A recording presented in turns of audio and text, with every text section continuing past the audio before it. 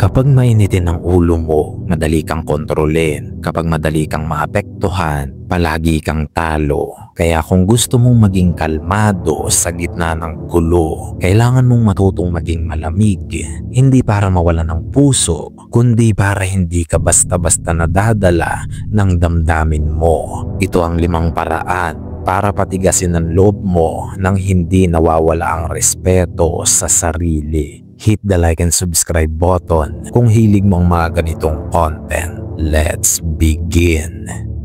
Number 1. Don't explain yourself.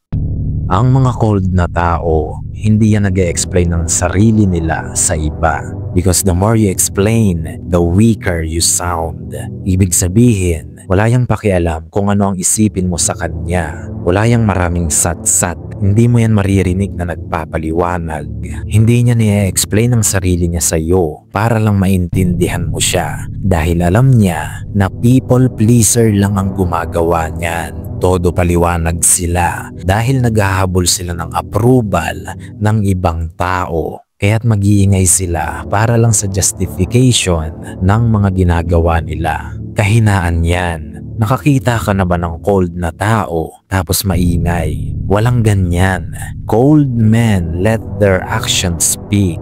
No over-justifying, no approval seeking. Dahil kapag in-explain mo ang sarili mo sa ibang tao, nagmumukha kanyang people pleaser, approval seeker, at weak. Dahil kapag masyado kang maraming sinasabi, nagmumukha ka ng clown sa paningin ng iba. Para kang batang insecure na uhaw sa atensyon, na gusto lagi ay pinakikinggan siya ng mga tao sa paligid. Kabalik ka rin niya ng pagiging cold.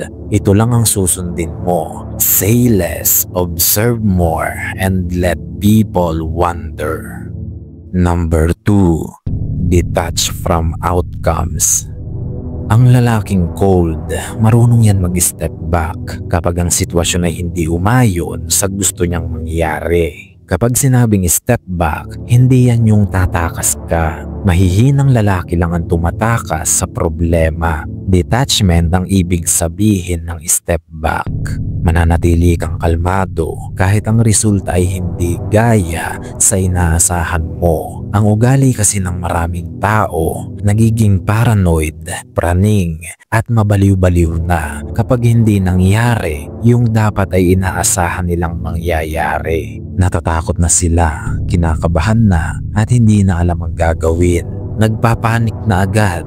Ngunit ang mga cold na tao, marunong yan mag-detach sa outcomes para mas maging kalmado ang presensya nila at maging klaro ang isipan nila na kahit under pressure na ang paligid nila, kalmado pa rin sila habang nag-iisip ng solusyon. They are not reactive. They are proactive. Nakakita ka na ba ng cold na lalaki tapos may pagkapraning? Malamang walang ganyan. Paano mo masasabing cold kung napapraning na agad kapag under pressure na? Kaya ito ang tatandaan mo. If you master detachment, you lose nothing when you walk away. Number 3. Emotionally grounded. Tinetest ka ng babae o may nangiinsulto sa iyo, kalmahan mo. Huwag kang magre-react na parang bata na paiiralin mo agad yung bugso ng emosyon mo. A cold man doesn't flinch because he's emotionally grounded. Iyan ang sekreto sa pagiging cold. Emotional control palagi. Dahil kaya naman sila nagmumukhang cold sa paningin ng mga tao ay dahil sa emotional control na mayroon sila. Kapag control mo ang emosyon mo, magmumukha ka talagang malakas. Dahil karamihan na ng tao ngayon ang bibilis na magpadala sa emosyon. Kapag ba naging emosyonal ka, astig kang tingnan. Natural hindi. Nagmumukha ka lang iyaking sanggol na 35 years old. Ang pangit niyan tingnan. Kapag may sumusubok sa pasensya mo, insulto man yan o kung ano, always respond with silence or precision. Ibig sabihin, kung hindi sila madadala sa silence, gamitan mo ng matinding retaliation gamit ang salita. Tirahin mo ng real talk doon sa kung saan sila mahina. Precision ang tawag dyan. At kapag di nila kinaya ang sinabi mo, magre-react yan na parang bata. Lambot yan dahil sa kahihiyan. At dyan ka nanalo. Ganyan mag-handle ng mga kupal na tao. Never react like a child. Always respond with coldness. Number 4. Saying no without guilt. Ang mga cold na tao, marunong yan magsabi ng hindi kapag talagang ayaw nila. At hindi naman porket tumanggi ka, masama o bastos ka na agad.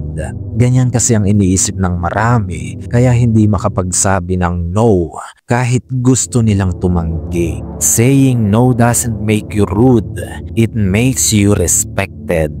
Kung nais mong irespeto ka ng tao, matuto kang humindi kapag ayaw mo. Walang pa-cute, walang papilit, walang arte. Humindi ka kung hindi. Sabihin mong ayaw mo kung ayaw mo. At pangatawanan mo ang sinabi mo, lalo na kung lalaki ka. Huwag kang pauuto.